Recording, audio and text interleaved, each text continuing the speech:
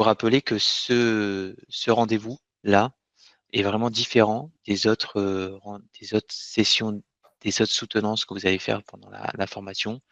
Parce que là, on a bien conscience qu'au début de cette formation, il est bien trop tôt pour espérer de vous que vous produisiez une spécification fonctionnelle digne de ce nom.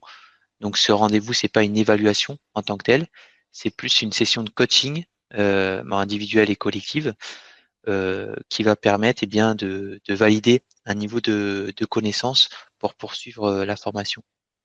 Et donc, les objectifs sont assez simples, vous allez voir. C'est vrai qu'on est face à ce projet, on peut voir l'étendue des choses qu'on ne sait pas, mais en tout cas, à la fin de ce rendez-vous, vous allez voir les objectifs, ils sont assez simples et vous en avez complété sûrement pas mal. C'est de savoir ce qu'est une spécification fonctionnelle, à qui elle est destinée, qu'est-ce qu'il est important d'y faire figurer, où se situe cette étape-là de rédaction de spécification fonctionnelle dans un projet SAP qui dure plusieurs mois, voire plusieurs années, c'est-à-dire à partir de quand on rédige la spécification fonctionnelle, quelles étapes il y a eu avant, et puis ensuite on ira dans le détail de la spécification fonctionnelle pour voir justement comment on rend une spécification exhaustive et explicite, parce que c'est ça l'enjeu, et où est-ce qu'on met la limite entre la conception fonctionnelle et la conception technique. Ça, c'est le gros sujet des spécifications fonctionnelles, ou même sur le terrain, vous allez voir, il y a beaucoup de débats à ce sujet. Donc là, on pourra expliquer un petit peu la théorie aujourd'hui sur ça. Donc, vous allez voir, ça va vraiment être une discussion. Je vais vous poser des questions et puis après, on parlera de certains sujets. Et la première question que moi, j'ai à vous poser, c'est est-ce que l'une d'entre vous se risquerait un petit peu expliquer les différentes phases d'un projet SAP et on arrive jusqu'au moment où on doit rédiger une spécification fonctionnelle. Alors, il y a des mauvaises réponses, mais je veux dire, on est là aussi pour faire des erreurs et apprendre de ces erreurs. Donc, n'hésitez pas aussi à proposer des choses, même si vous n'êtes pas sûr de vous. Bon, je vais peut-être pas le faire parce que je les connais par cœur. Je sais pas. Ouais. Alors Sonia et Bon, Sarah, j'ai du eu coup, ouais. l'assertif Activate aussi. Tu as eu Donc, l'assertif Activate, donc s'il te plaît, ne réponds pas à cette question, Narendra. Mais Sarah et Sonia, ouais, si vous voulez vous risquer, juste l'une d'entre vous, à votre avis, on commence par quoi sur un projet SAP et puis ensuite on fait quoi comme activité jusqu'à la rédaction de spécifications fonctionnelles. Je ne sais pas, Sonia, tu veux peut-être. Je me rappelle même pas. En tout cas, c'est une méthodologie de SAP qui part sur six développements, on va dire 6 parties, 6 étapes. La première étape, que je me souvienne, c'est la découverte, on va dire, la discover, où on voit avec le client, enfin les parties, enfin les impliquées, l'entreprise, le bénéfice en fait de mettre en place SAP, de découvrir un peu ce que leur apporte donc l'implémentation.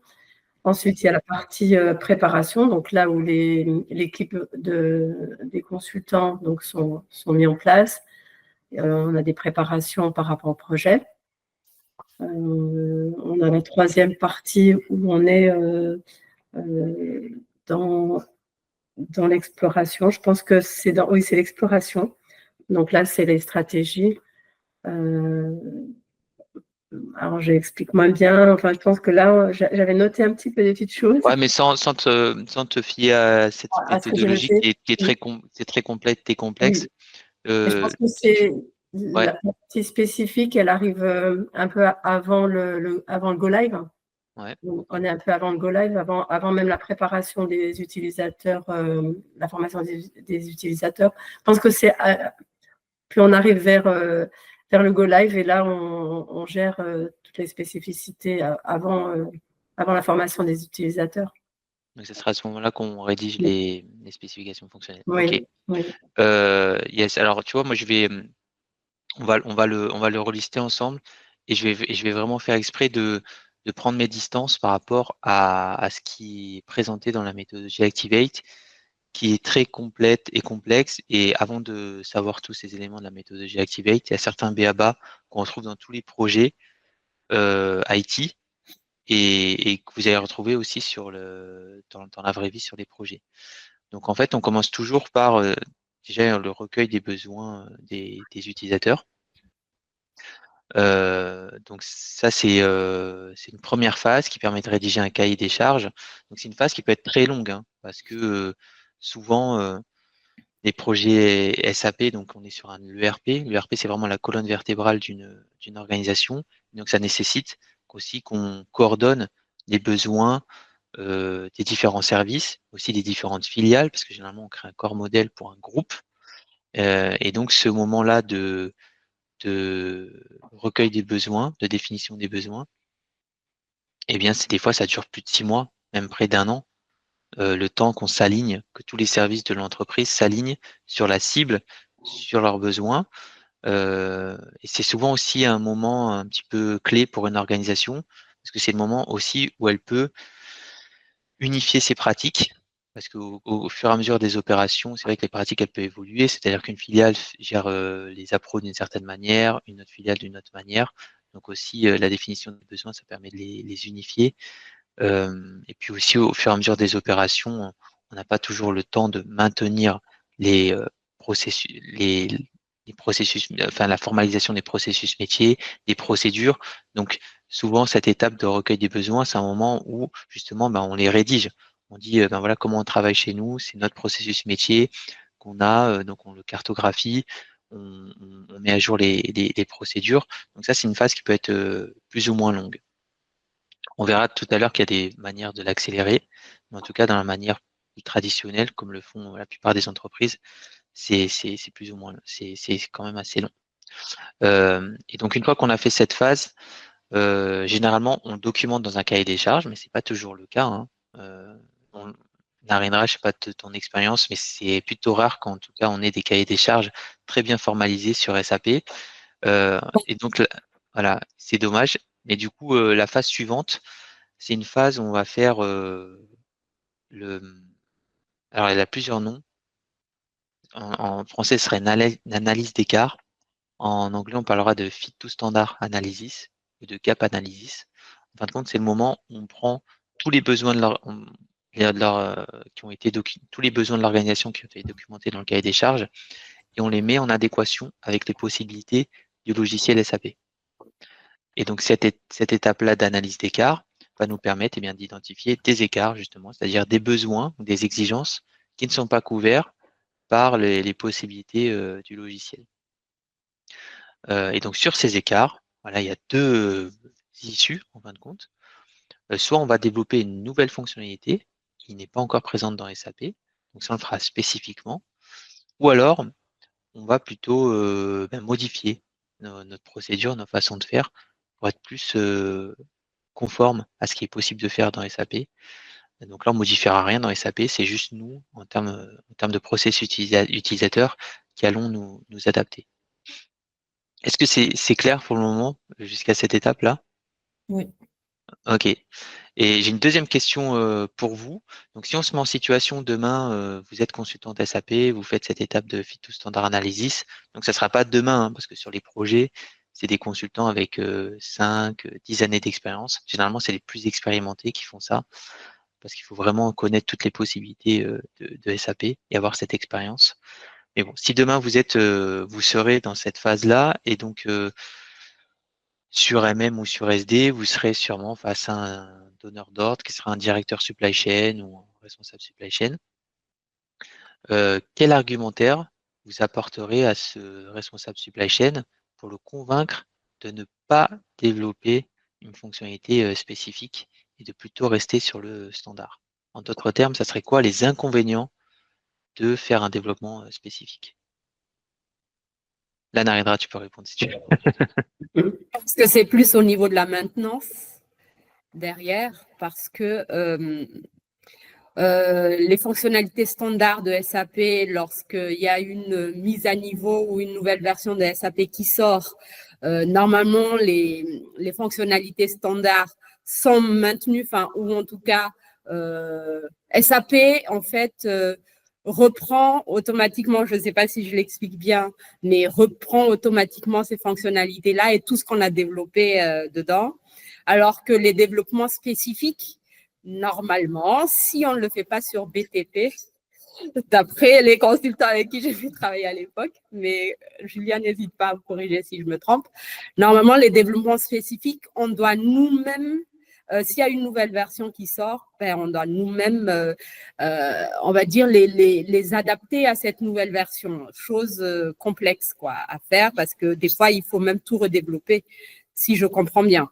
Moi, c'est le premier argument que je donne. Ça serait la maintenance pour les montées de version. Au niveau de la maintenance, voilà. Ouais. Montée de version, okay. Maintenance. On va en parler de BTP, yes. Mais, donc, ça serait la maintenance. Est-ce que vous voyez d'autres inconvénients à implémenter un développement spécifique pour le client? Le prix. Ouais, le prix, carrément. Ouais. C'est tout un travail. Un coût supplémentaire. Et la formation aussi. Et la formation. Ouais, c'est-à-dire la formation, tu penses à quoi la formation? C'est-à-dire qu'il faudra reformer tous les utilisateurs à la nouvelle version. Ouais, à la nouvelle fonctionnalité. Voilà. Le temps de développement aussi, peut-être? Ouais, le temps de développement, ouais, carrément. Ça va un petit peu avec le prix, mais ouais. Ouais, c'est un délai, ouais, en effet. La complexité aussi, peut-être. Complexité, ouais, ça va avec la maintenance, du coup, qu'expliquait Narendra. Donc, vous avez tout dit en fin de compte. Moi, j'avais 3 justement arguments. Vous les avez tous dit, donc on va les résumer. Donc, le premier argument, l'inconvénient de mettre en place un développement spécifique, ça va être un coût supplémentaire sur le projet, donc comme l'a dit Sarah. Et donc d'ailleurs, un des indicateurs, des premiers indicateurs que regardent les clients lorsqu'ils arbitrent sur le fait de mettre en place un développement spécifique ou pas, c'est de calculer le retour sur investissement. Donc le ROI, c'est-à-dire au bout de combien de temps ma nouvelle fonctionnalité va pouvoir être amortie au regard du gain que je vais avoir à l'implémenter. Parce que généralement, quand on met en place une fonctionnalité, c'est parce que ça va nous faire gagner, je sais pas, tant de temps sur le processus pour Chase to Pay ou tant de temps dans la clôture comptable. Donc ce temps, bien sûr, on peut le lier à un montant financier. Et ça, on va le comparer au coût qu'on a à développer la nouvelle fonctionnalité. Et donc, généralement, quand une nouvelle fonctionnalité elle est amortie en moins d'1 an, c'est un bon investissement. Si c'est en plus de 2 ans, c'est quelque chose qui est on s'interroge plus sur l'utilité. Donc ça, c'est la première chose. La deuxième chose, c'est donc, comme tu l'as dit, Narendra et Sonia, c'est lié à la complexité. Ça va amener au système d'information parce qu'en fait, tout développement spécifique, que ça soit dans le BTP ou autre, va amener une complexité dans le système d'information. Et après, donc, il y a certaines manières de faire des développements spécifiques. Il y en a qui sont plus propres que d'autres, mais de manière générale, ça va un petit peu freiner les évolutions qu'on peut faire dans le futur sur le système d'information et notamment de profiter de cette possibilité des montées de version. Donc ça, c'est Ton Narendra qui avait commencé à en parler. Aujourd'hui, SAP propose une nouvelle version tous les 2 ans. Alors, ça dépend pour les versions publiques cloud, c'est une par an, je crois, ou 2 par an. Et pour les versions private, on pourra en parler si vous voulez, c'est une fois tous les 2 ans. Et donc, plus on a fait de développement spécifique dans notre système, plus, si vous voulez, cette montée de version va être difficile à mener parce qu'il faudra adapter tous ces développements spécifiques. Et c'est pour ça qu'aujourd'hui, je ne sais pas si vous les avez rencontrés, mais aujourd'hui, il y a des entreprises, des très grandes entreprises, qui sont sur une très vieille version de SAP ou très vieille version de système d'information. Ça, c'est lié au fait qu'ils ont fait tellement de modifications dans leur système qu'en fin de compte, le coût du projet de montée de version est pharaonique. Et donc, ils peuvent pas, si vous voulez, il n'y a pas de retour sur investissement à faire cette montée de version parce que malgré toutes les innovations qui sont présentes dans la version suivante de SAP, tous les gains qui sont apportés par ces innovations ne couvrent pas le coût énorme de montée de version. Donc en fait, ce choix de faire des développements spécifiques, ça peut aussi avoir un impact à moyen long terme, parce que ça peut complètement bloquer, si vous voulez, l'évolution du système. Et ensuite, le dernier argument qu'on pourrait apporter à ce directeur supply chain, c'est de le rappeler, de le ramener un petit peu au choix qui a été fait de l'organisation de choisir SAP. Parce qu'en fin de compte, au tout début du projet, l'organisation avait ce choix. Donc, soit on choisit un éditeur comme SAP, mais ça peut être d'autres, hein, comme Oracle, il y en a d'autres. Hein. Enfin, c'est un éditeur, peu importe lequel. Ou alors, on décide de développer un système maison. C'est un logiciel maison avec un chef de projet ou plusieurs chefs de projet et des développeurs. Et on va développer un logiciel qui répond vraiment à tous nos besoins, qui est vraiment adapté à nos exigences et nos besoins. Donc les deux choix, il n'y en a pas un qui est meilleur que l'autre, hein. Les deux ont des avantages et des inconvénients. Il y en a qui choisissent l'éditeur, il y en a qui choisissent de faire quelque chose spécifiquement pour eux. Mais en tout cas, lorsqu'on choisit un éditeur comme SAP, c'est parce que ça permet certains avantages. Donc, notamment, ça permet d'avoir la maintenance de l'éditeur. C'est-à-dire que si on a un problème sur notre logiciel, eh bien, on peut contacter l'éditeur et en fonction de la gravité du problème, eh bien, il va pouvoir le résoudre en un jour, une semaine, un mois. Voilà, ça dépend de la gravité du problème. Le fait de choisir un éditeur aussi, c'est on va pouvoir profiter de tout son investissement en recherche et développement, qui fait qu'on va pouvoir régulièrement avoir des innovations si on est capable de faire les montées de version. Et je ne sais pas si vous avez pu voir dernièrement, il y a une innovation assez importante qui a été proposée par SAP, c'est le fait d'avoir une intelligence artificielle dans SAP qui s'appelle Joule. Là, pour le coup, ça c'est un exemple très concret de se dire que si on choisit un éditeur comme SAP, on est capable, si on fait la prochaine montée de version, d'avoir une intelligence artificielle. Alors que si on fait quelque chose en interne, c'est un projet énorme de créer sa propre intelligence artificielle. C'est un investissement énorme en recherche et développement. Donc, quand on choisit un éditeur, on paye dans la licence aussi tout cet investissement en recherche et développement de l'éditeur qui nous permet d'avoir régulièrement des innovations. Voilà. Et puis, le dernier argument, le dernier avantage d'avoir un éditeur comme SAP, c'est que ça permet de se mettre dans des standards. Et souvent, c'est ce qui est présenté comme un gain d'un projet SAP, c'est de standardiser ses process. Et pour le coup, je sais pas vous, mais c'est des choses qui sont pas très concrètes, quoi. Ça veut dire quoi, standardiser ses process, à quoi ça sert en fait, ça sert quand on est une organisation d'une certaine taille, ça sert à se sécuriser, en fin de compte, dans ses opérations, même dans sa croissance, parce qu'on va on va s'ouvrir à beaucoup plus déjà de professionnels qui peuvent intervenir rapidement sur notre logiciel, que ce soit des utilisateurs ou des professionnels de l'informatique. Donc c'est un petit peu ce que tu disais, Sonia, pour la formation. C'est lorsqu'on a choisi SAP et qu'on est resté sur du standard, eh bien, il y a des milliers de consultants SAP qui sont certifiés, qui sont formés, qui ont de l'expérience, qui peuvent intervenir sur notre logiciel et le maintenir et le faire évoluer. Alors que quand on a choisi de développer un outil en interne, en fin de compte, on est lié à un groupe de personnes qui, eux seuls, dans le monde, ont la connaissance sur la conception du système. Et ça, c'est un gros risque pour une organisation. Parce que même si on peut organiser du transfert de connaissances, hein, c'est pas le sujet, mais c'est une charge, en fin de compte, pour l'organisation de faire ça. Donc c'est pour ça qu'un éditeur comme SAP, ça permet aussi de standardiser ses process. Là, je parlais de l'exemple sur les professionnels de l'informatique, mais c'est la même chose pour les opérateurs, pour les comptables, pour les professionnels de la supply chain.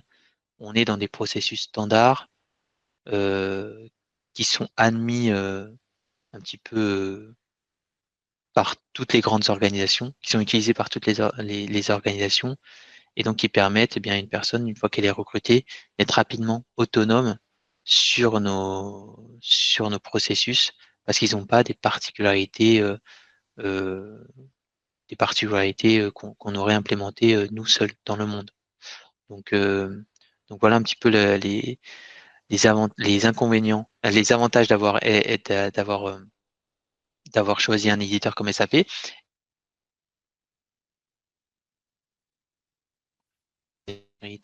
À l'intérieur d'un ERP comme SAP, eh bien, c'est que on perd tous ces avantages.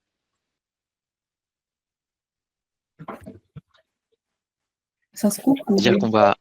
Ouais. Ouais, vous m'entendez toujours? Oui. Oui. Ouais, ça coupe, il y a des coupures.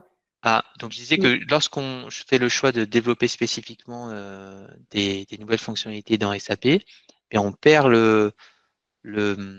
on paye toujours la licence à SAP, mais par contre, on perd tous les avantages d'avoir choisi SAP. Donc par exemple, on implémente une fonctionnalité spécifique dans le standard. Si on a un problème dans le standard qui est proche de cette fonctionnalité spécifique, SAP ne voudra plus intervenir pour corriger. De la même manière, ça va être beaucoup plus difficile de profiter des innovations parce que ça va être plus difficile de faire les montées de version. Et de la même manière, ça va être plus difficile de recruter et d'avoir des personnes autonomes sur notre système parce qu'on a des particularités, des spécificités pour lesquelles il faut former les nouveaux arrivants. Donc c'est aussi ça qu'il faut expliquer un petit peu aux clients, que c'est peut-être des choses qu'il n'a pas conscience aujourd'hui, mais qui peuvent avoir un impact aussi sur le moyen long terme. Et donc c'est un petit peu le devoir du conseil que doit avoir un consultant SAP, de rappeler que c'est pas forcément dans l'intérêt d'un client que de développer spécifiquement une fonctionnalité. Je sais pas si vous avez des questions par rapport à ça. Sonia, c'est clair pour toi, cette partie? Oui. Ouais. Et des fois, c'est contre-intuitif parce que, tu vois, par exemple, quand on fait ce rendez-vous, on a des personnes qui peuvent me dire mais, mais quand même, les spécifiques, les utilisateurs, ils veulent des spécifiques. Pourquoi il faudrait, si on veut être dans, disons, avoir des clients satisfaits, il faut un petit peu leur donner ce qu'on veut. C'est-à-dire, eux, ils veulent du spécifique, quelque chose qui soit vraiment adapté à ce qu'ils veulent. Mais voilà, c'est pas toujours dans leur intérêt de le faire. Donc c'est pour ça qu'il faut rappeler aussi, il faut le rappeler. Et puis surtout aussi en tant que C'est ça consultant SAP. aussi le rôle d'un consultant. C'est pas aussi. C'est vrai, c'est important d'écouter les besoins du client, mais en même temps, il faut savoir l'orienter. Si, par exemple, ce qu'il veut n'est pas vraiment adapté à son cas et que ce n'est pas dans son intérêt de faire telle ou telle chose, il faudra aussi lui faire savoir ça. Ouais, exactement.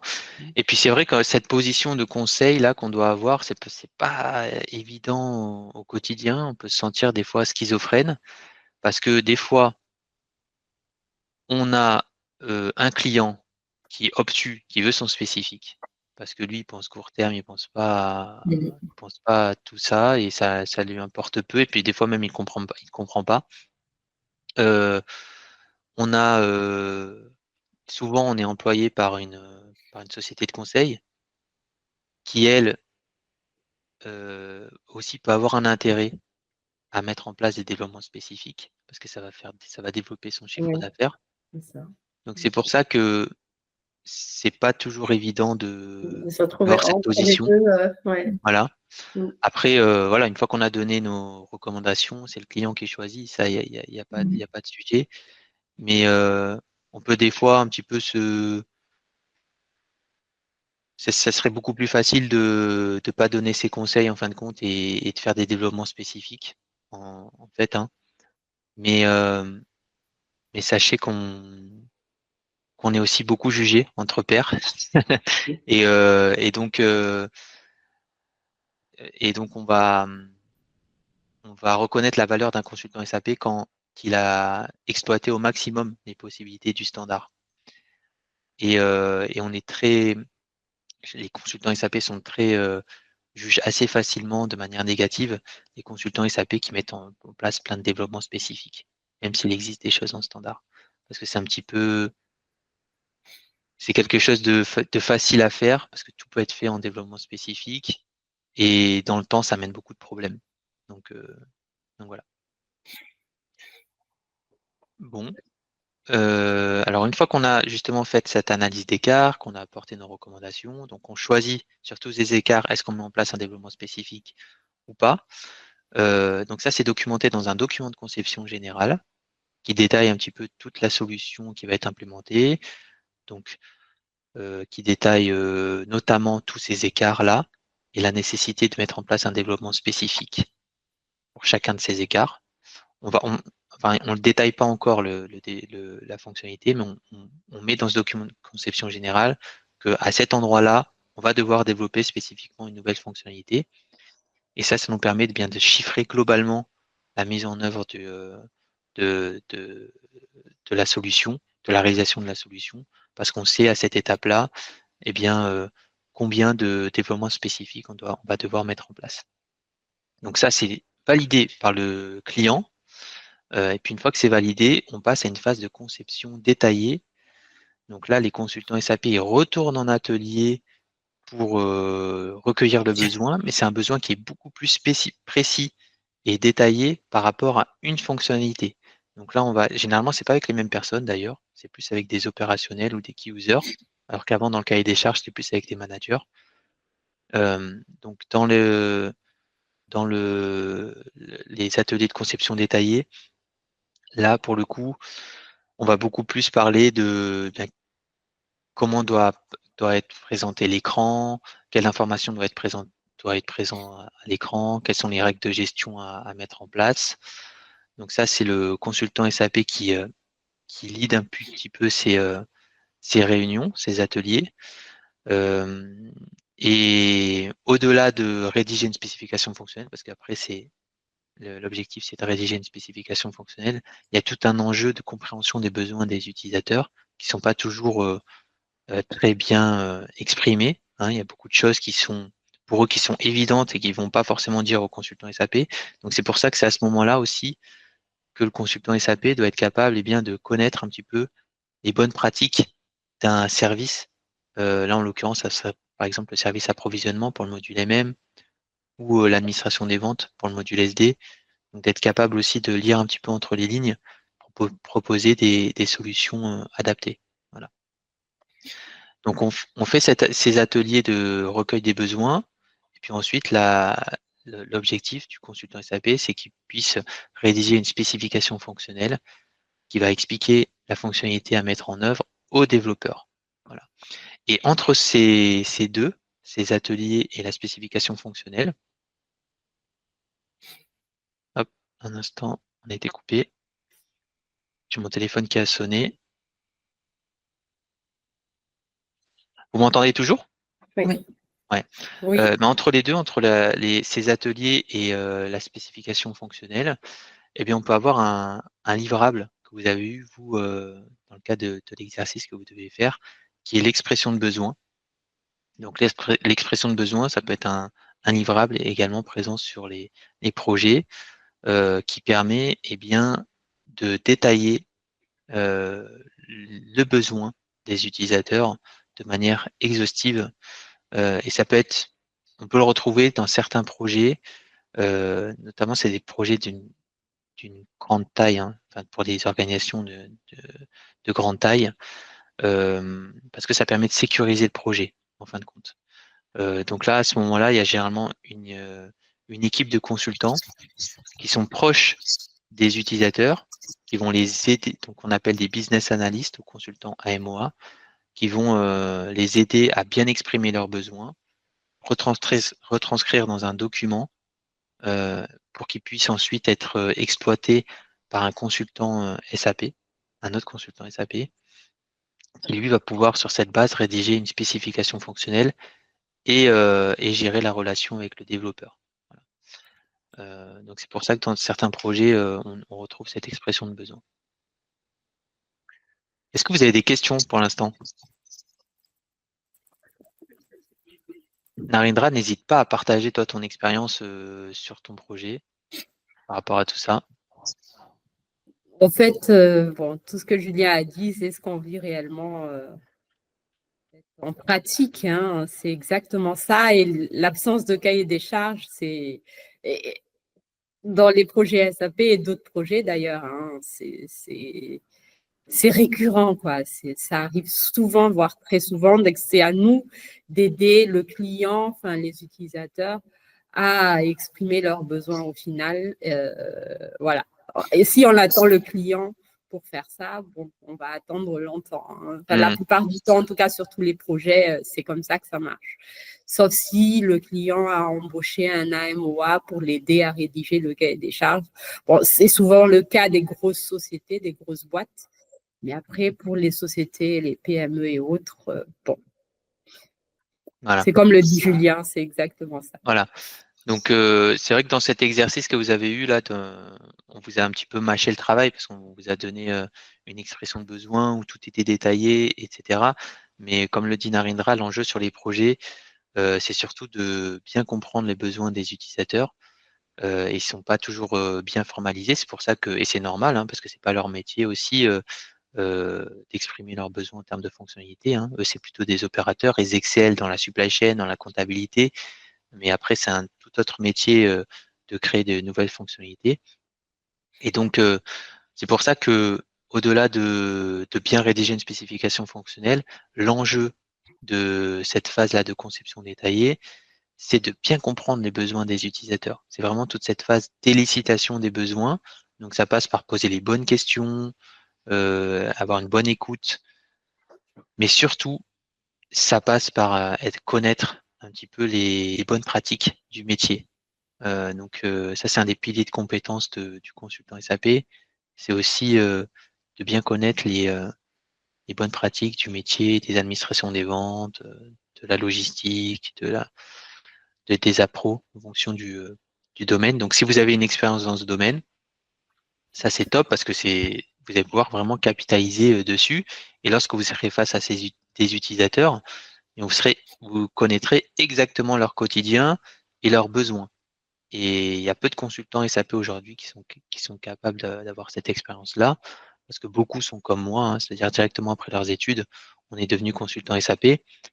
Et c'est vrai que toute notre connaissance des bonnes pratiques métiers, on l'a construit au fur et à mesure, mais c'est vrai qu'il nous manque aussi des fois la réalité du terrain. Et vous, si vous avez une expérience dans ce domaine, c'est vraiment génial.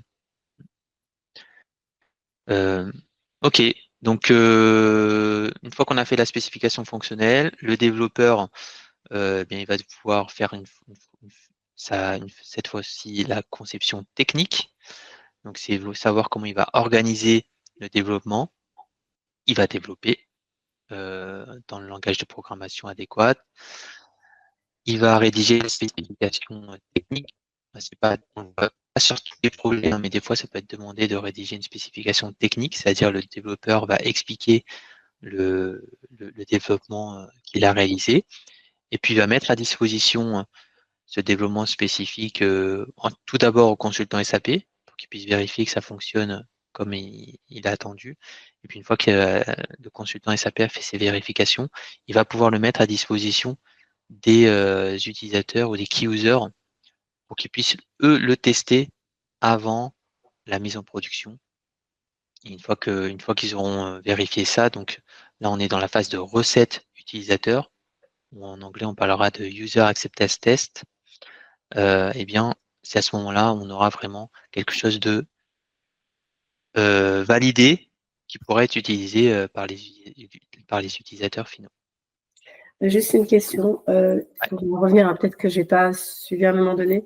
La spécificité, en fait, elle se crée après avoir vu avec le client les besoins du client. C'est-à-dire qu'à partir du moment où on a vu le besoin du client, on sait qu'il y a une spécificité, en fait, qui va peut-être être amenée à se faire. Donc, c'est à ce moment-là quand même, on crée cette fiche, ou est-ce qu'on attend, en fait, au moment de la préparation, ou quand on arrive avant l'implémentation, est-ce que c'est à ce moment-là qu'on... Non, c'est vraiment analyse d'écart. Ouais. Analyse d'écart. Et Ouais. après, C'est suite à l'analyse d'écart qu'on identifie D'accord. les spécifiques qui vont devoir être réalisés. Mais après, le document de spécification fonctionnelle, c'est après avoir fait les ateliers avec les utilisateurs. D'accord. Pour D'accord. comprendre Mais la vu que en fait, le client, à un moment donné, enfin, il accepte à partir du moment où on a vu avec le client voilà, tout l'ensemble en fait de l'implémentation et le bénéfice, etc.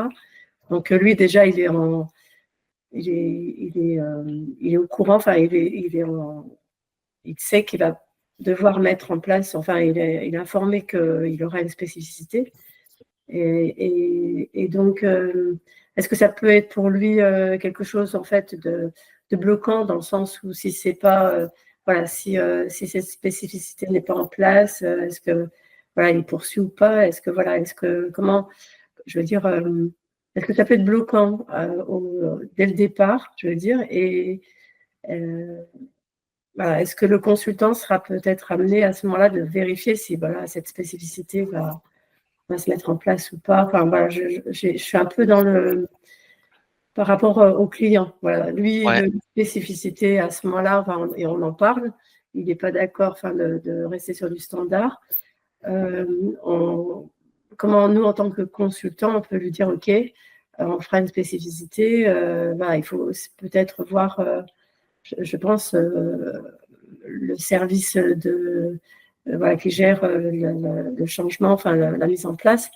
Non, est-ce qu'à ce moment-là, on ne fait pas quelque chose qui nous. Est-ce qu'on est apte à dire, ben voilà, oui, effectivement, on pourra faire ces spécificités, et du coup, on passe à l'étape suivante. Ok. Je pense savoir ce que tu veux dire, et c'est savoir est-ce que c'est faisable Oui, voilà, est-ce que la nous, en faisabilité, tant que si consultant, le développement, si la fonctionnalité est faisable, la fonctionnalité que veut le client est faisable. c'est ça aussi. Yes, bah merci Sarah, c'est super important. C'est vrai que cette faisabilité, on n'en a pas parlé. Et, pour le coup, on la vérifie hein, avant de proposer des choses aux clients. Et souvent, ben, c'est pour ça que le développeur ou le responsable de l'équipe de développeurs est sollicité dès cette phase de conception générale. Hein. On peut lui demander, voilà, on a prévu de proposer cette fonctionnalité. Est-ce qu'à ton avis, c'est faisable ou pas? Voilà, mais généralement, tout est faisable. Il y a du développement spécifique. C'est pour ça qu'on se pose pas trop la question. Après, c'est de savoir comment on va le faire, etc. Mais, si on reste sur des choses, on gère de l'information, on va dire, tout est faisable, mais on vérifie en effet avec le développeur en amont avant de proposer des choses aux clients. D'accord. Okay. Du coup, j'ai une question aussi qui va compléter peut-être la question de Sarah. Justement, au tout début, on a fixé un budget avec le client. On arrive, on lui dit, enfin, le client dit, bon, le budget, on est d'accord, il sera sur 100 000 euros. Voilà, on commence le projet, on commence la phase de fit to standard là. On se rend compte qu'il y a beaucoup de choses qui vont être en développement spécifique. Comment on voit ça avec le client? On se rend compte en fait que ça va coûter beaucoup plus que le budget de 100 000 euros que le client a fixé au début. Comment est-ce qu'on fait puisque le client veut absolument ces développements spécifiques et en plus, bon, au moment où on a signé le contrat, finalement, on a signé les 100 000 euros, on ne savait pas qu'il y aurait tous ces développements-là. Et donc, comment est-ce qu'on peut, enfin, les arguments que tu as donnés tout à l'heure sont bien, mais souvent le client dit ah oui, mais moi c'est 100 000 euros et vous avez accepté de faire ça au forfait de 100 000 euros. Que vous le fassiez en dev spécifique ou pas, je m'en fiche, mais moi je veux ça quand même. Et nous, on sait que ça va nous coûter peut-être 20% de plus que le budget de départ.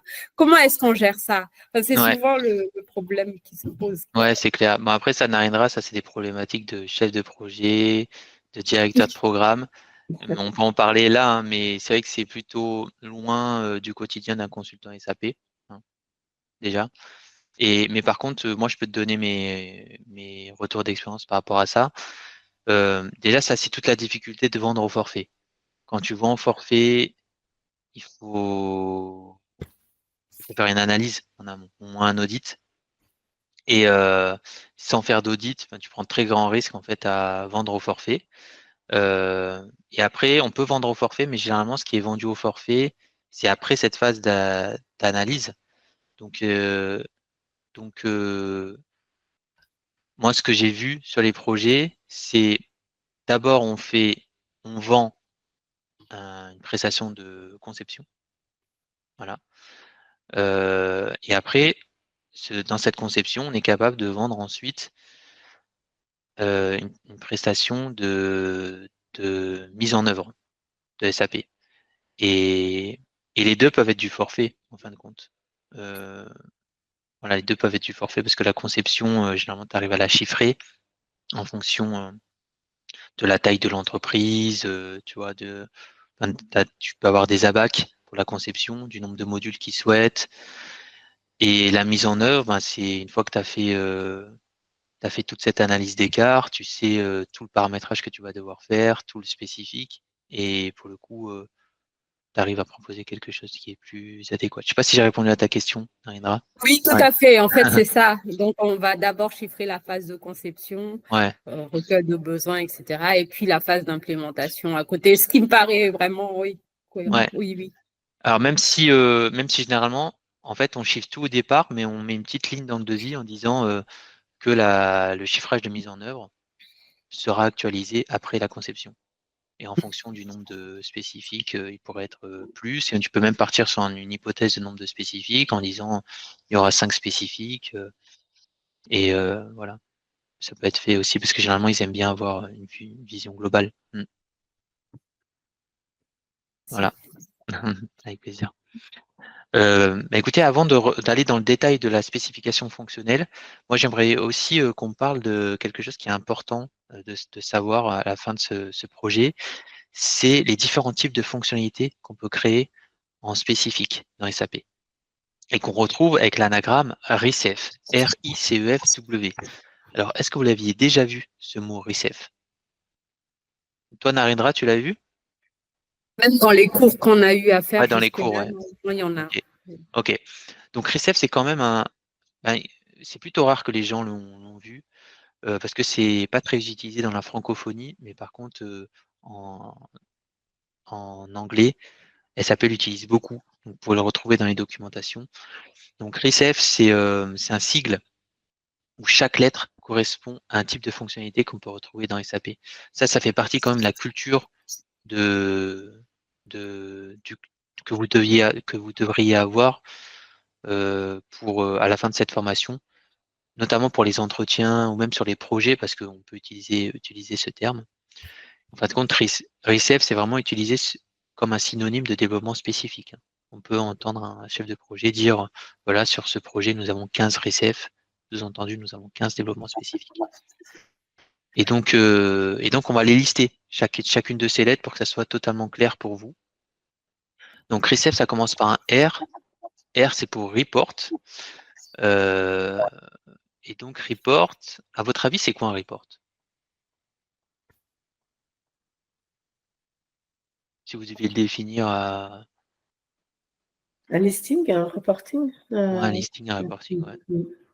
Ouais, donc d'ailleurs, je vois que vous avez tous choisi report là dans cette petit exercice.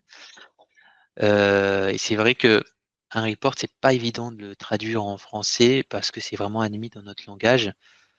Un report, ben, c'est comme tu le dis, c'est un listing. Si on devait le définir, c'est une fonctionnalité qui permet d'afficher, de lister des informations à l'écran sur base de critères de sélection qu'on a renseignés au préalable. Donc, ce qui est important dans le reporting, c'est le fait qu'on... Ah, Sonia nous a quittés. On est enregistré de toute façon, elle ne perdra pas l'information. Ce qui est important dans le reporting, c'est le fait de lister les informations. Ensuite, dans RECEF, après le R, on a le I. Donc le I, c'est pour interface. Et à votre avis, c'est quoi une interface? Alors attention, il y a un piège sur interface. Toi, sûrement que Narendra, tu connais ce que c'est une interface. Toi, Sarah, tu penses à quoi pour interface? Je penserais plus aux transactions, mais ça serait peut-être le piège. Ouais, voilà, c'est le piège. C'est ça, j'imagine. Hein. Bien peut-être une page ou une page en fait. Ouais. En fait, c'est vrai que quand on pense à interface, on pense à user interface et à l'écran, en fin de compte. Et interface, c'est pas le cas pour les fonctionnalités, pour les spécifiques. Interface, c'est plus ce qui permet d'échanger des informations entre SAP et les applications externes. Salut Sonia. C'est enregistré, hein, t'as rien perdu. On en était au D'accord. I de RECEF. Donc I, c'est pour interface. Ça permet bien d'échanger des informations entre SAP et les applications externes. Donc par exemple, pour envoyer des informations aux fournisseurs, envoyer des bons de commande aux fournisseurs. Là, ça se fait via une interface de manière dématérialisée. Hein. Et ça peut être aussi entrant. Hein. Ça peut être des choses qu'on reçoit dans SAP. Donc ça pourrait être, par exemple, je reçois les devis qui ont été créés dans mon CRM. Voilà, donc ça peut être aussi des applications complètement externes à notre système d'information et aussi des applications qui sont dans notre système d'information. Donc comment on échange entre le CRM, le RP, le WMS, même tout ce qui est entrepôt de données pour créer des rapports analytiques. Tout ça, ça se fait via des interfaces. Et donc, bien sûr, il en existe beaucoup en standard, hein, des interfaces comme de report, il y en a beaucoup en standard, mais s'ils ne sont pas suffisants pour répondre aux besoins de l'organisation, on va en créer des spécifiques. Ensuite, dans le RECEF, après le I, on a le C. Donc, le C, c'est pour conversion. Et là, c'est ce que vous êtes en train de faire dans le cadre du projet 4. C'est tout ce qui est chargement en masse d'informations.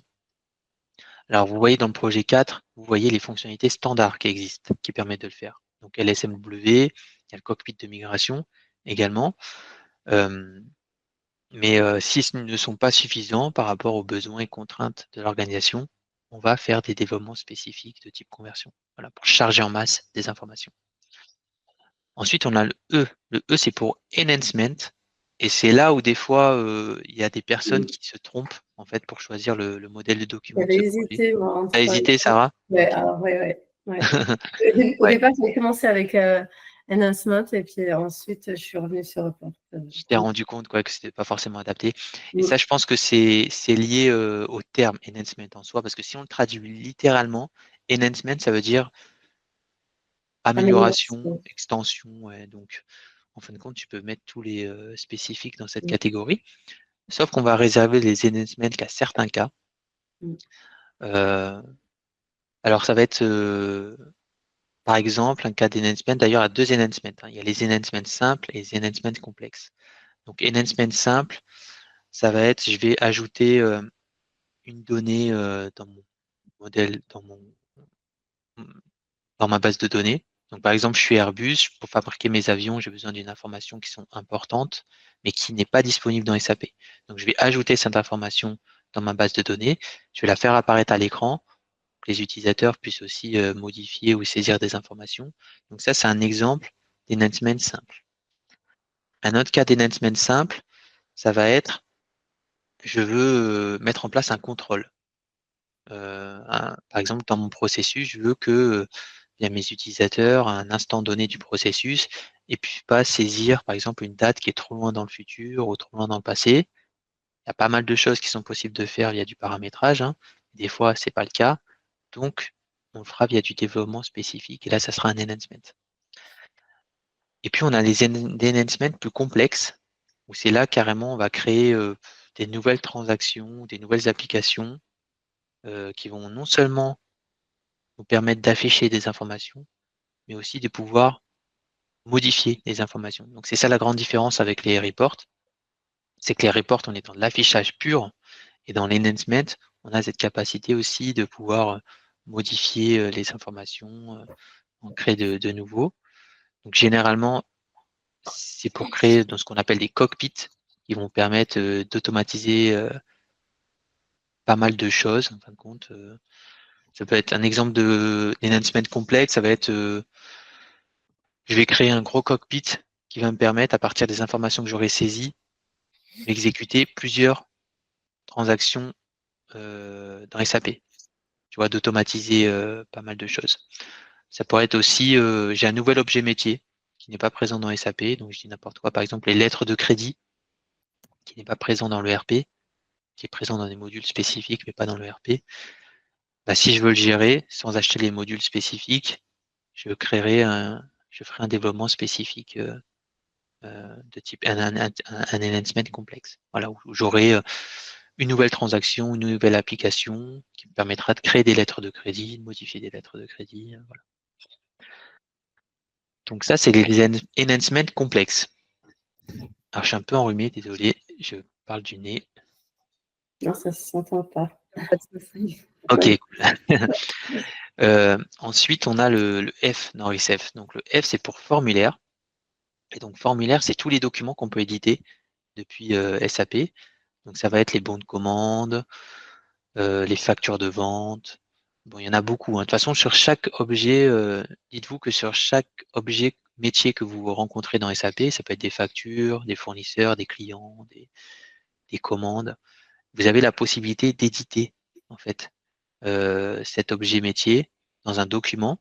Donc, pour pouvoir le communiquer avec des partenaires extérieurs, donc l'envoyer généralement par email.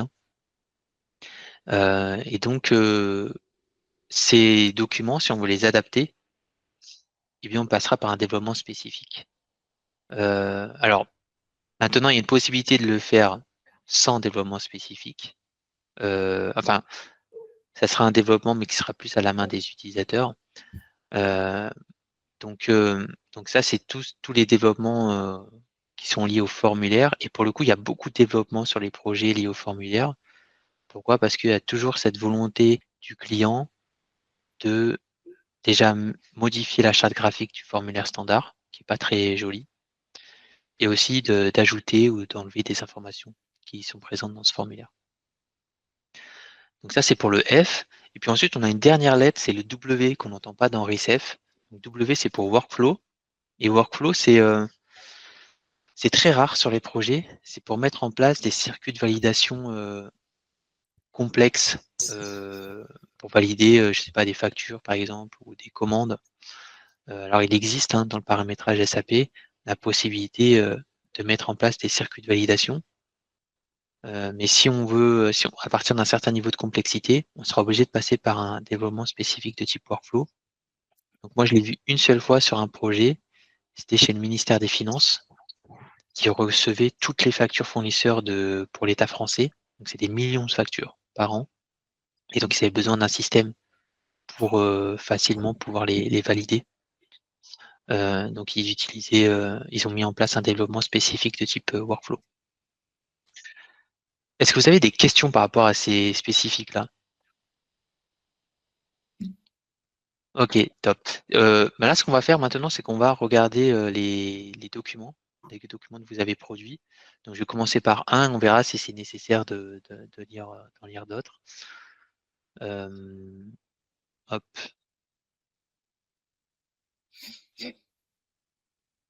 À la fin, on pourra peut-être parler de BTP parce que c'est quand même important de le rappeler là, ce que tu as dit sur BTP. Je ne pourrais pas vous laisser partir sans en avoir parlé un petit peu. Alors, je vais juste regarder laquelle choisir.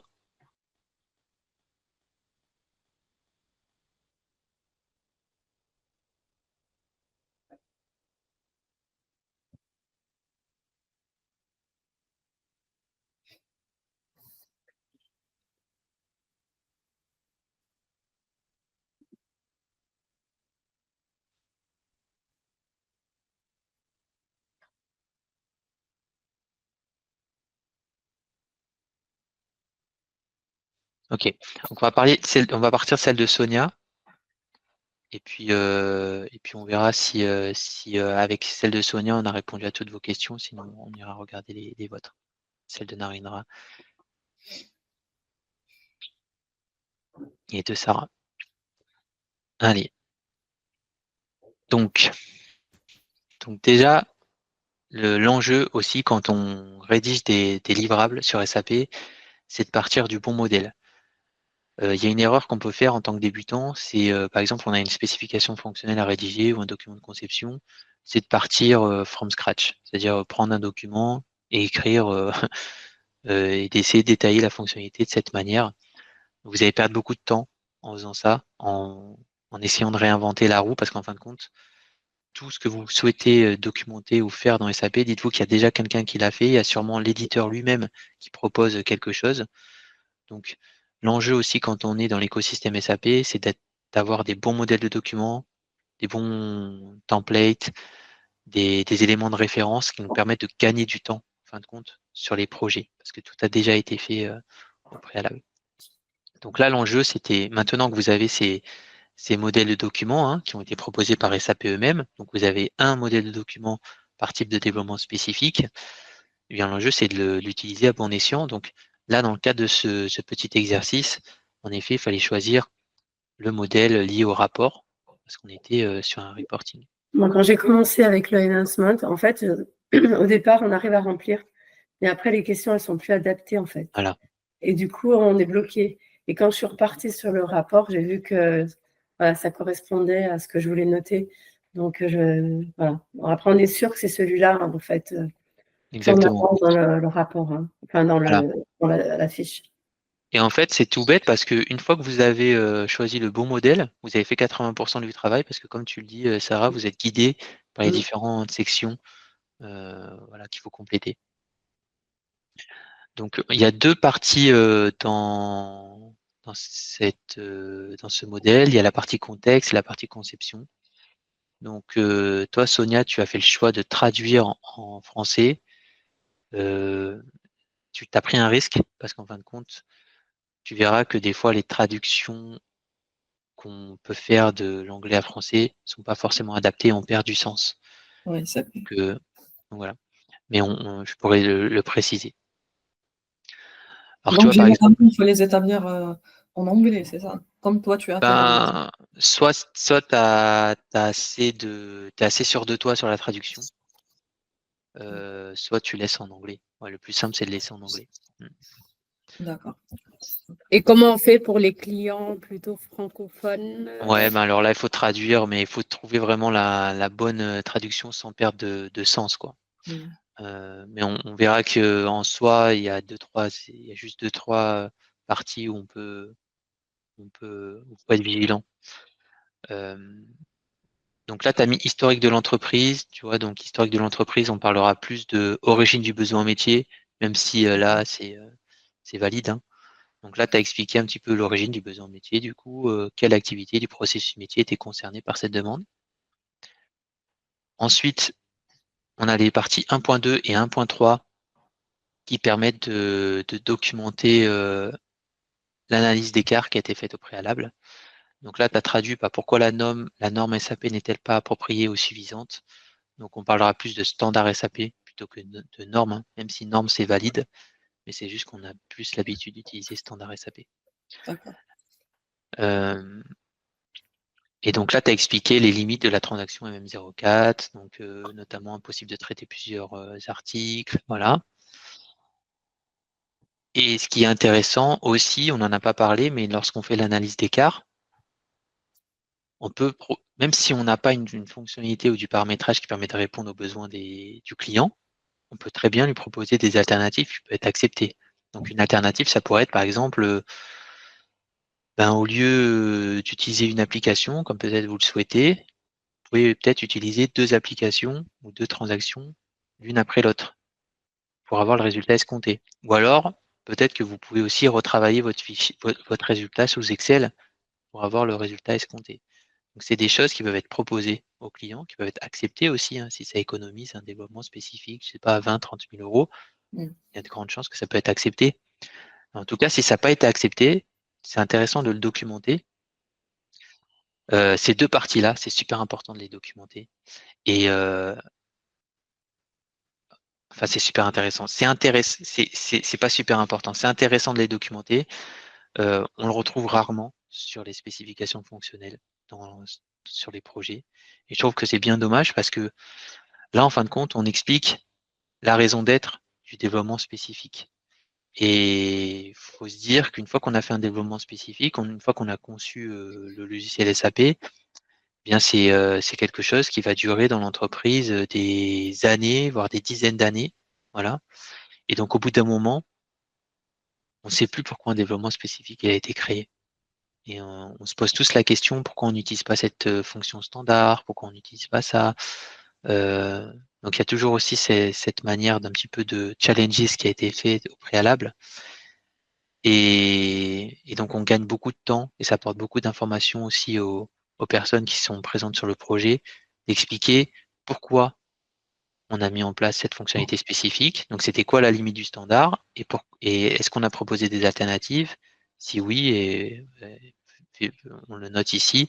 Et comme ça, on sait que c'est parce que c'est les métiers n'ont pas voulu les accepter. Donc là, en l'occurrence, il y avait une Donc, les alternative. alternatives, Ouais. elles doivent être faisables et non pas genre Oui, c'est dire par ça, parce que exemple, ouais, c'est ce que j'allais te dire, ouais. Donc ok, là, l'idée des 100 000 articles, c'est limite, quoi, parce que ouais. c'est quelque chose qui n'est pas trop faisable. Mm. Donc généralement, on ne le propose pas quand c'est comme ça. Mais oui, généralement, c'est des choses qui peuvent être faisables.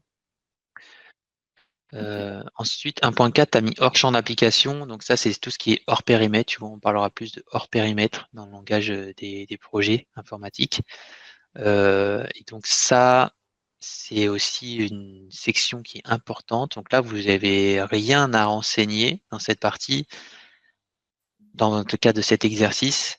Mais par contre, c'est vraiment une partie que vous pourriez utiliser vraiment sur vos projets. Ça vous éviterait bien des problèmes. Parce qu'en fin de compte, je sais pas si vous avez déjà, oui, donc Narendra et Sonia, oui, et Sarah, oui, mais Sonia, non, pas encore. Donc Sarah et Narendra, vous avez déjà assisté à des ateliers avec les métiers. Et donc vous avez pu constater que lorsqu'on fait ces ateliers-là, donc toi Sarah, tu étais de l'autre côté, tu étais côté métier. Mm. Je pense que côté métier, on est tellement aussi frustré avec les outils tout le long de l'année qu'on est super enthousiaste dès qu'on voit un consultant. Et donc, on va pouvoir lui dire tout ce qu'on aimerait améliorer, tout ce qu'on souhaiterait changer. Et c'est pour ça que c'est des rendez-vous souvent qui sont très intenses, où les idées fusent. Et des fois, à la fin de cet atelier, on peut vraiment arriver à un désalignement entre ce que entre les attentes des utilisateurs et ce que va réellement faire le consultant. Donc c'est pour ça que cette partie hors périmètre, si vous voyez que vous êtes dans cette situation où il y a beaucoup de choses qui ont été évoquées avec les métiers, peut-être mettez ici les éléments qui ne vont pas être mis en place dans ce spécifique. Peut-être plus tard dans le temps, en tout cas pas dans ce spécifique. Comme ça formalisera un petit peu le fait qu'il y a certaines choses qui ne seront pas mises en place. Et ce qu'on recommande, c'est d'envoyer cette spécification au client avant de l'envoyer aux développeurs pour qu'aussi le client puisse prendre connaissance aussi du spécifique qui va être mis en place, de ce qui ne va pas être mis en place également, pour qu'il puisse le valider avant la réalisation. Et ça évite les mauvaises surprises lors de la phase de recette utilisateur, où le client est un petit peu déçu parce qu'il pensait qu'il y avait certaines choses qui allaient être mises en place. Voilà. Je ne sais pas si Narendra ou Sarah, ça vous est déjà arrivé, cette situation. Oui, je pense que ça me dit. Enfin, voilà, ça me parle un peu Voilà, je peux comprendre ce cas de figure où voilà, il y a des choses qui ne peuvent pas se mettre en place. Et tout à fait. Ouais, pour l'instant, généralement, c'est des choses qui peuvent être mises en place, mais dans un second temps, Oui. dans une deuxième phase. Donc voilà. Ensuite, les hypothèses. Donc les hypothèses, pour le coup, c'est extrêmement important de les mettre. Donc là, il y avait une hypothèse à renseigner, c'était la volumétrie. Et donc là, je vais rappeler un petit peu la responsabilité du développeur, en fin de compte. Une fois qu'on lui a envoyé cette spécification, le développeur, il a 3 responsabilités. D'une part, il doit produire une spécification avec où il a implémenté les règles de gestion attendues. Voilà, donc qui permet de travailler comme il est attendu.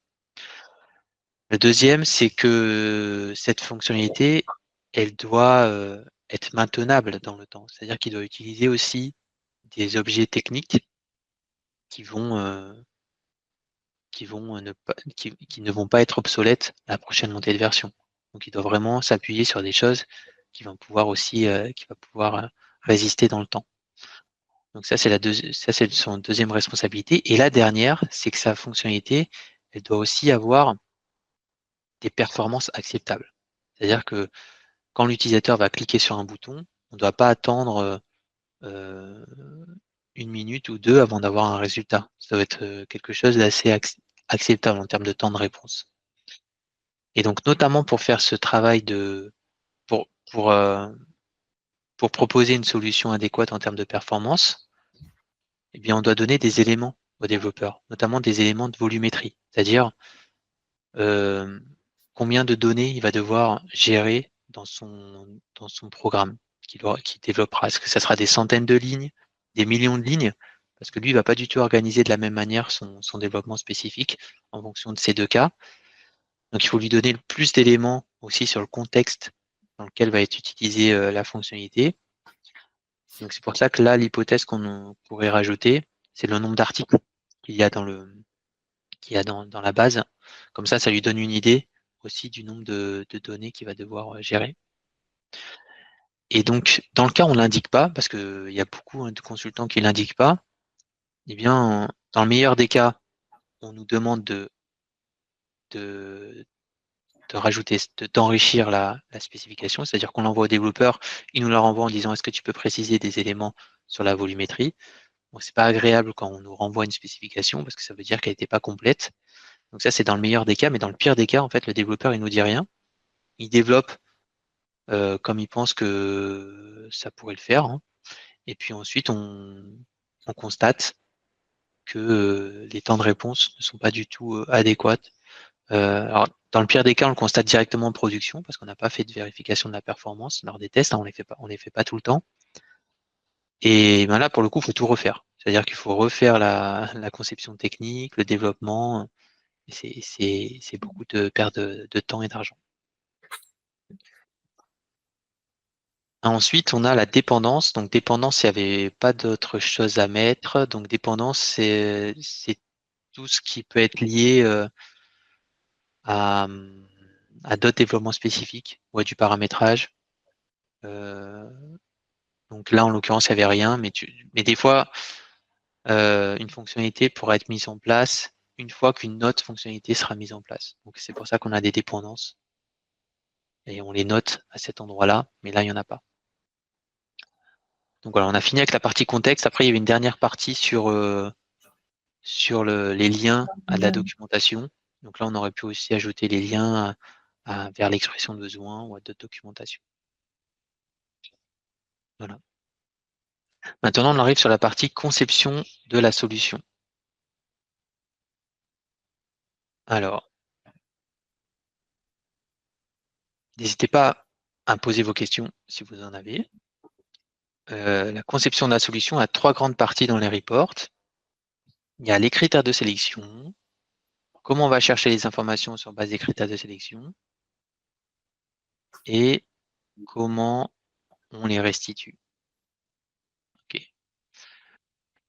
Donc, on va commencer par les critères de sélection. Donc, les critères de sélection, donc toi, tu as mis ça, tu as fait le copier-coller de l'expression de besoin.